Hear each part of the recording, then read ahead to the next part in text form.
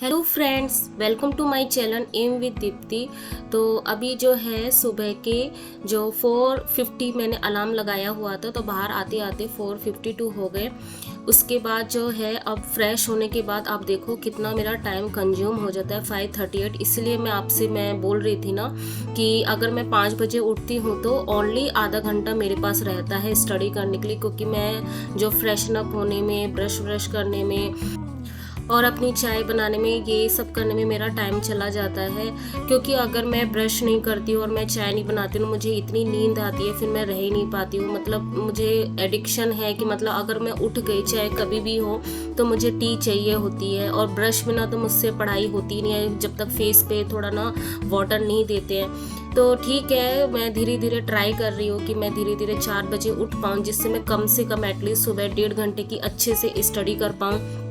क्योंकि दिन भर में कितना ही पढ़ लो, अगर मॉर्निंग में अच्छी स्टडी हो जाती है, अच्छा स्टार्ट हो जाता है ना दिन का, तो एक अजीब सी है ना पॉजिटिवनेस रहती है। फिर आपको भी खुद के ऊपर प्राउड होता है कि नहीं, हम सुबह उठे हैं, हमने अच्छे से दिन को यूटिलाइज किया। आपको खुद ना पॉजिटिव वाइब्स जो बोलते हैं वो आने लगती है।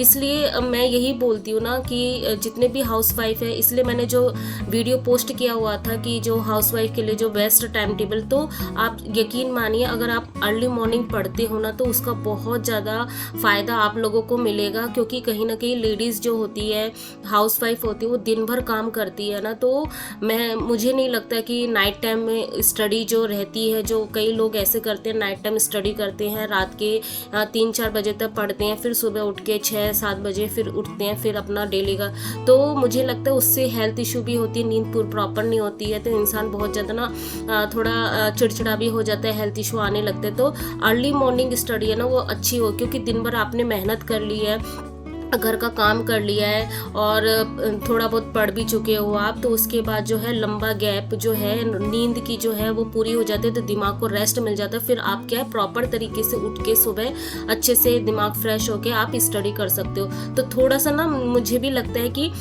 टाइम लगता है, लेकिन क्या है अगर आपके मन में है ना कि नहीं मुझे उठना है, मुझे पढ़ना है, तो धीरे धीरे धीरे आपके सबकॉन्शियस माइंड में जाने लगेगी, फिर आप धीरे धीरे उठ जाओगे। जैसे मेरा है, बीच में ब्रेक हो गया था, क्योंकि वही बात है ना कि अगर आप डेली डेली पढ़ते रहते हो ना, बॉडी ना मोनोटोनस हो जाती है माइंड से कि कब एग्जाम होगा, क्या होगा। जैसे आप लोग मुझसे क्वेश्चन पूछते हैं ना, तो सेम मेरे साथ भी ऐसे ही होता है। फिर फेस्टिवल सीजन भी बीच में आ गया, नवरात्रा भी आई थी, फिर मेरे घर का इतना बड़ा काम भी था, तो माइंड ना डाइवर्ट दूसरी जगह चला गया था, तो प्रॉपर तरीके से जो स्टडी होती है वो नहीं हो पा रही थी। लेकिन ये देख, आपने ये तो नोटिस किया होगा कि मैंने बीच में ब्रेक नहीं दिया, चाहे मैं 1 घंटे पढ़ी हूँ, 2 घंटे पढ़ी हूँ, लेकिन मैं पढ़ी जरूर हूँ, जिससे मेरा दिमाग ना उसको ये नोटिस मतलब मैसेज मिला है कि नहीं पढ़ना है तो पढ़ना ही है।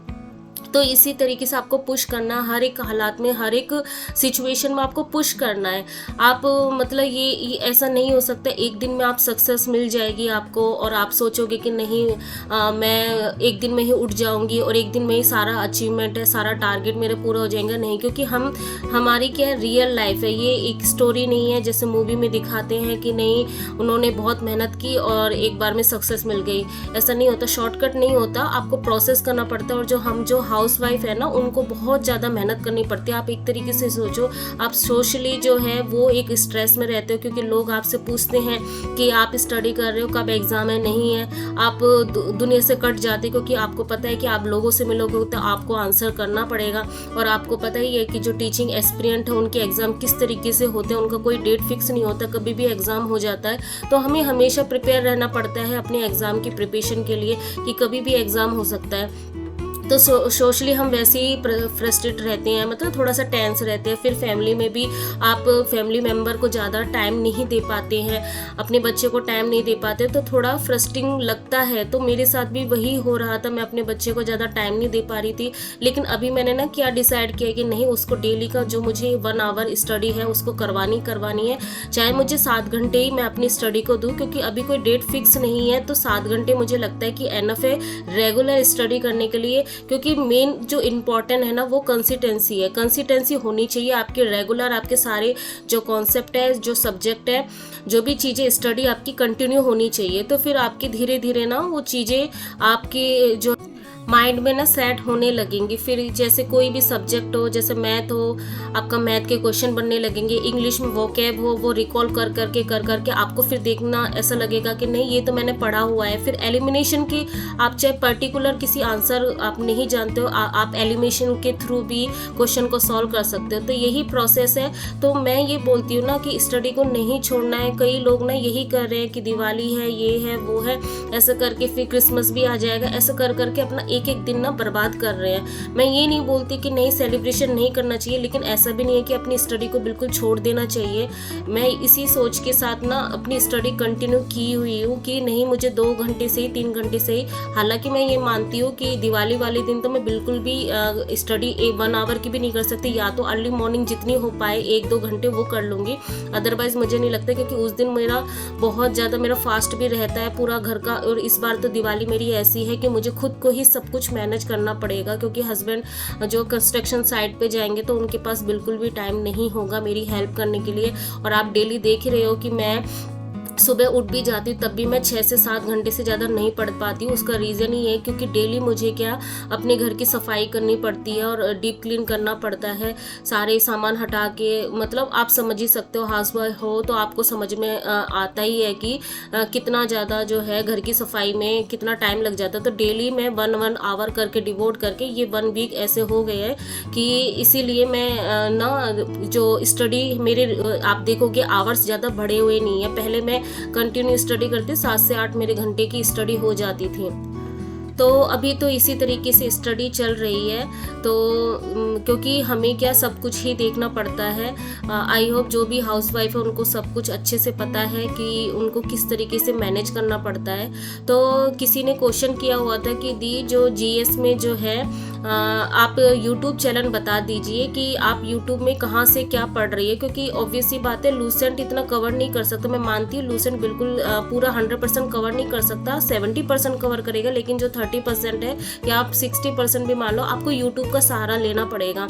या आपके पास बुक है तो आप बुक से कभी कर सकते हैं, जैसे पिनाकल है उसमें एसएससी की प्रीवियस लेटेस्ट क्वेश्चन सारे होते हैं। लेकिन यूट्यूब एक अच्छा सोर्सेज है क्योंकि लेटेस्ट जो 1 मंथ पहले भी एग्जाम हुए उनका भी एनालिसिस करके बताते हैं कि ये क्वेश्चन आए थे या ये रिसोर्सेज थे। तो मैंने जो है कई बार जीके ट्रिक जो चैनल है उनके बारे में बताया हुआ है। एक तो ये पुराना चैनल है और बहुत लोग इसको फॉलो भी करते हैं स्टैटिक के लिए, और नॉर्मल जो रहती है हमारी जीके जीएस उसके लिए भी फॉलो कर सकते हैं। इसके अलावा मैंने एक और चैनल बताया हुआ है एसएससी लैब, जो अमन सर है उनका भी चैनल अच्छा है, वो अच्छे से पढ़ाते हैं क्योंकि बहुत इंटरेस्ट लेके पढ़ाते हैं। इसके अलावा कैरियरविल ऐप में भी जो हिस्ट्री के टीचर है अभिषेक सर, वो भी अच्छा पढ़ाते हैं, और भी टीचर है।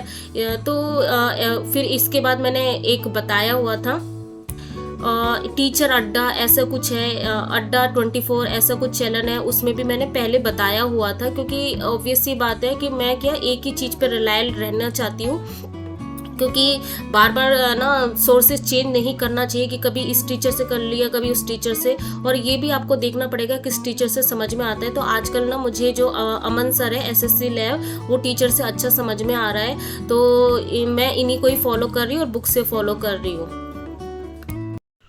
तो अभी जो बज रहे हैं वो हो रहे हैं 11 बज रहे हैं, और आज जो मेरी स्टडी हुई है अप्रॉक्स 7 आवर्स की स्टडी हुई है। और मैं टाइम तो दिखा दिया। तो आज था 23 अक्टूबर, जो कि मेरा 75 डे का 7th डे था आज। तो जीएस में आज जो मैंने किया है क्लासिकल डांस, आज ना मैं 3 या 4 मैं कर पाई। एक्चुअली लूसेंट से कर रही हूँ अभी। मैं सोच रही हूँ कि अभी जब टाइम है तो डीपली थोड़ा थोड़ा आराम से अंडरस्टैंड करते हैं लूसेंट में क्या लिखा हुआ है। बाकी तो यूट्यूब से ही स्टैटिक जीके जो बेस्ट की जा सकती है ना, वो यूट्यूब से ही की जा सकती है, क्योंकि बुक में क्या है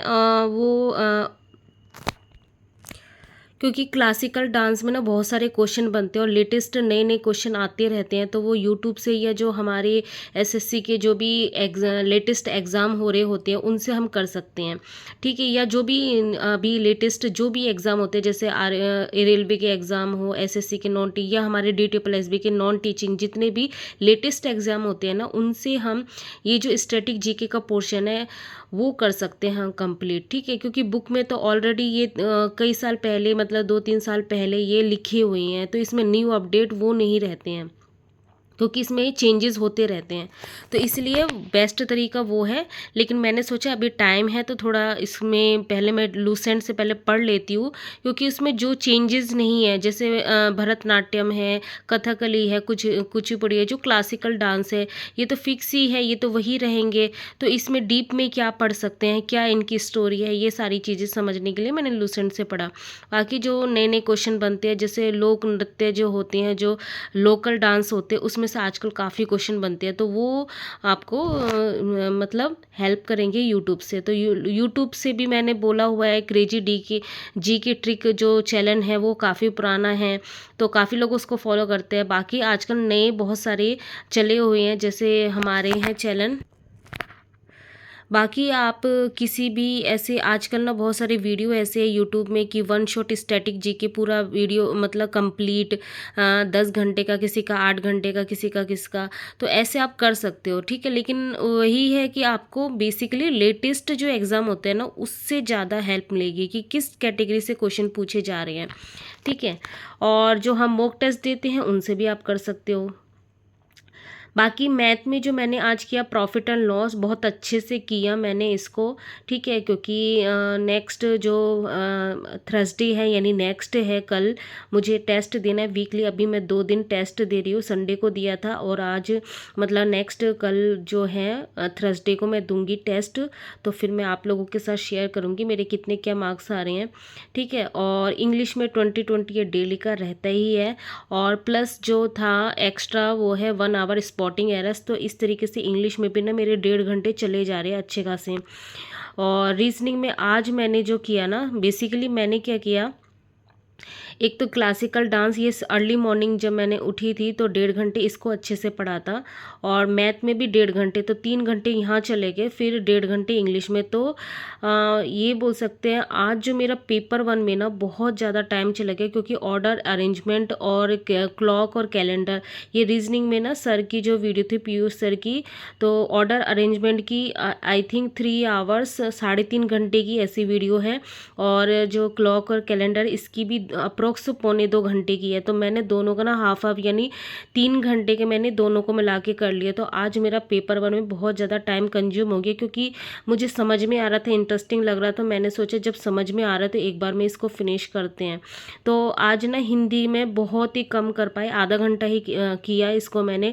हिंदी में जो मेरे पास बुक है उसमें से ध्वनि थोड़े बहुत पढ़े, स्वर संधि मतलब ह्रस्व दीर्घ जो थोड़े बहुत आते हैं, रिवीजन मतलब डीपली जो है कंठव्य औष्ठव्य ये सारे कौन से हैं यही देखने होते हैं। बाकी तो नॉर्मली हमें पता ही है स्वर व्यंजन क्या है, नहीं है, वर्ण क्या है, शब्द क्या है, पदबंध क्या है। ठीक है, ये थोड़े बहुत तो आते ही हैं। तो इसी कारण से क्या हुआ ना, पेपर 2 में मेरा आज जो है वो नहीं हुआ। तो मैंने क्या किया, जब मेरे से हुआ नहीं तो मैंने किया ओडी पीडी इसके जो क्वेश्चन है वो 1.5 घंटे ओनली इसी में किया। ग्रुप मैंने आज बिल्कुल भी किया ही नहीं। तो यही था आज का दिन, इतना ही हो पाया। तो अभी ना ऐसे ही हो रहा है मेरा जो मूड बन रहा है ना स्टडी का, कि कोई टॉपिक लेके बैठ रही हूँ 2 घंटे 2.5 घंटे तो मैं उस पर ही कर रही हूँ। तो अभी ये अच्छा लग रहा है, देखते हैं जब कोई चेंजेस होगा तो फिर वो भी मैं शेयर करूँगी। बेसिकली ये है कि जो वीकली प्लान बनाए उसमें से मैं टॉपिक चूज़ कर लेती हूँ कि हाँ इसको फिनिश करना है, तो फिर टारगेट बन जाता है। फिर ये भी रहता है कि नहीं आज इसको फिनिश करना ही है, तो इस तरीके से मैं कर रही हूँ। ठीक है, तो फिर यही था आज का दिन। फिर मिलते हैं नेक्स्ट ब्लॉग में, तब तक के लिए बाय, गुड नाइट।